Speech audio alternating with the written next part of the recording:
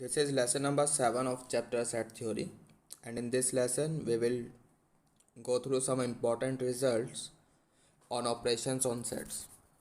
तो चलिए स्टार्ट करते हैं.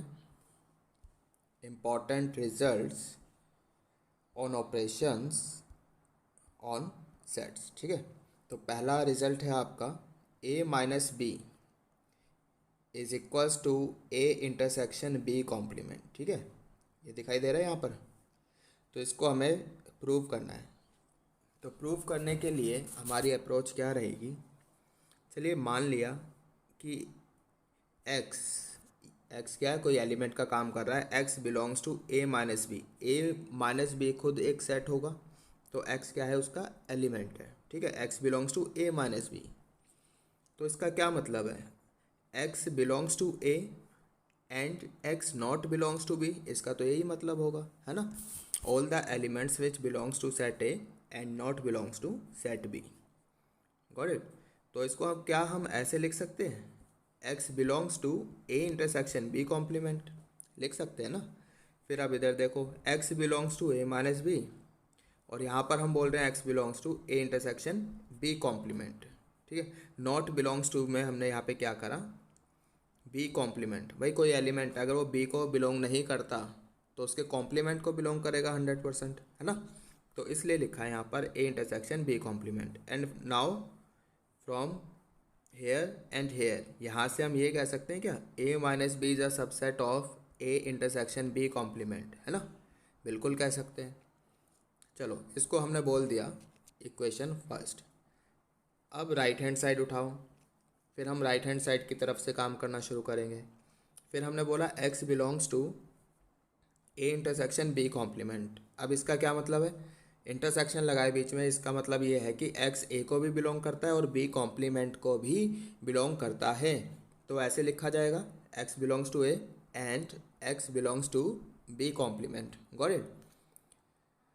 तो यहाँ पर x बिलोंग्स टू a है and x belongs to b complement है. अगर b कॉम्प्लीमेंट को बिलोंग कर रहा है तो सेट b को बिलोंग नहीं करेगा. वही लिखा है यहाँ पर, x not belongs to set b. अब इसको हम ऐसे लिख सकते हैं, x belongs to a minus B, because कोई एलिमेंट है वो a को तो बिलोंग कर रहा है बट b को नहीं कर रहा. तो यानी कि ऐसे लिखा जाएगा, x belongs to a minus B. Got it. Now यहाँ पर देखो, यहाँ पर हम कह रहे हैं x belongs to a intersection b complement. यहाँ पर हम कह रहे हैं x belongs to a minus B. It means क्या मतलब हो गया इसका, a intersection b complement is a subset of a minus B. Got it. तो इसको हमने बोला equation 2. Now from equation first and second, ठीक है, ये दोनों सेट्स, ये भी एक सेट है, ये भी एक सेट है, और ये दोनों ही सेट क्या है, एक दूसरे के सब सेट हैं. और अगर ऐसा है तो ये दोनों इक्वल हैं आपस में, है ना. तो ये मैंने पहले भी बताया, अगर दो सेट्स को हमें इक्वल प्रूव करना है तो उनको एक दूसरे का सबसेट प्रूव कर दो. तो hence a minus B equals to a intersection b complement. ठीक है, बाकी बहुत सारे रिजल्ट्स हैं, यहाँ पर 7 रिजल्ट्स लिखवाए हैं. मैं सारे के सारे आपको प्रूव करके नहीं दिखाने वाला हूँ. Got it. बेसिक आइडिया यही रहेगा जो मैंने कराया है. तो rest results you are suppose to do yourself. अपने आप ही आप प्रूव करके देखोगे, ये आपका होमवर्क समझ लो. ठीक है, तो second result is what, b minus A is equals to B intersection A complement, यहीं से बना है ना. तो थर्ड रिजल्ट है हमारे पास a minus B equals to A. अगर ऐसा है a minus B equals to पूरा सेट a आ जाता है, देन a इंटरसेक्शन b क्या हो जाएगा, 5 हो जाएगा, नल सेट हो जाएगा. ठीक है भाई, आपने a में से कुछ माइनस एक सेट माइनस किया b और दोबारा से आपको सेट a ही मिल जाता है. इसका मतलब ये है कि a और b में कुछ भी कॉमन नहीं होगा.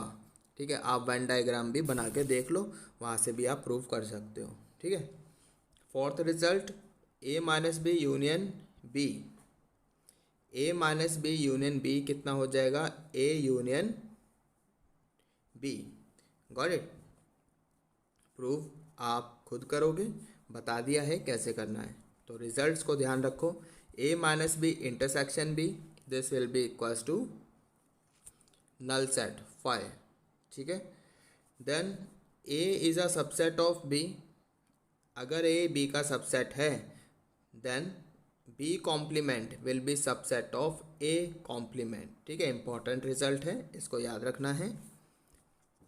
बेटा फिर से कह रहा हूँ, प्रूव करके देख लेना एक बार। ठीक है, अपने जो भी आपके पास पेन पेपर लेकर बैठे हो, वीडियो पॉज करो और प्रूव करके देखो।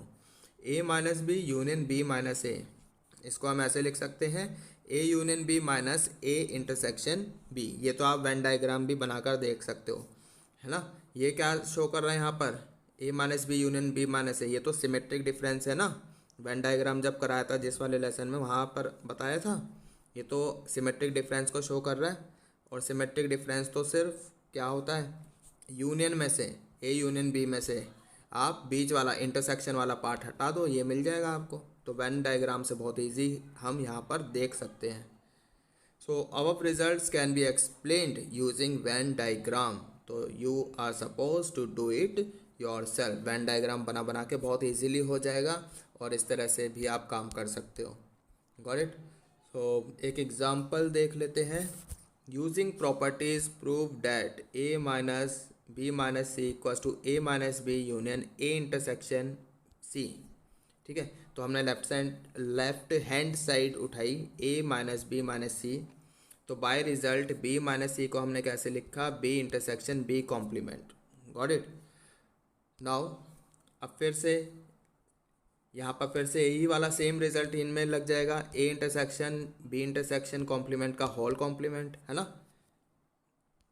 अब इधर क्या है, इसमें लग जाएगा आपका डी मॉर्गन्स लॉ।